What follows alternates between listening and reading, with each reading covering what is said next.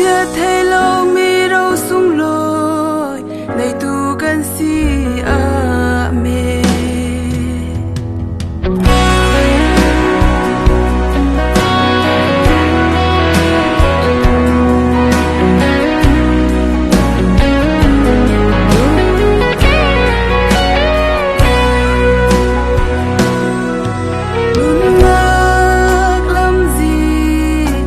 allow me to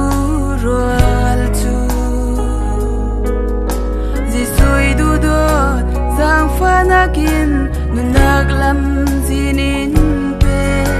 kan samai thar lam zin sukle sau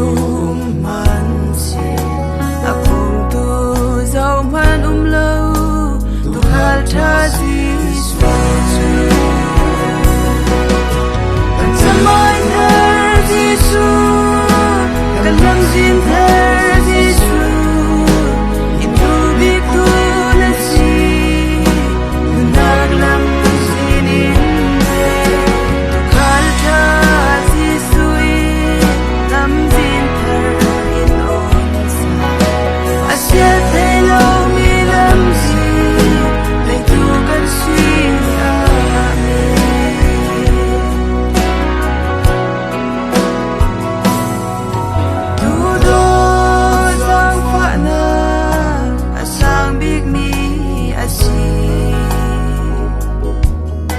kalvarit langa anun tiang in rape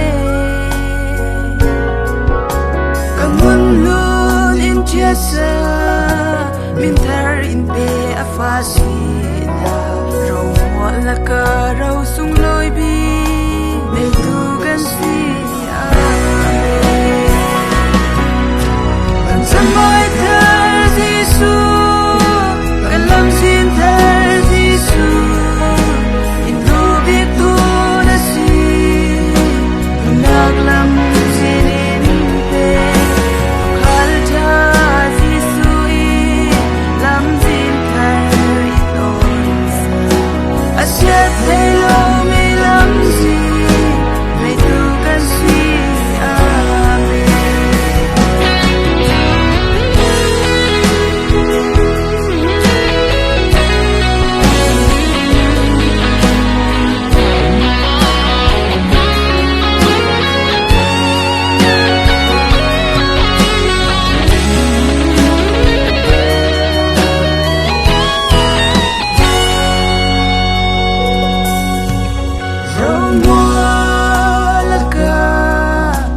sung loi big jisu kanai nga nu hi chu koi mon khal hi anwa ram ri in to sak mi jiang trukin sau amo ka shanga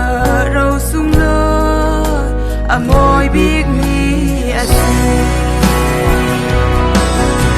kan samai thar jisu kalam si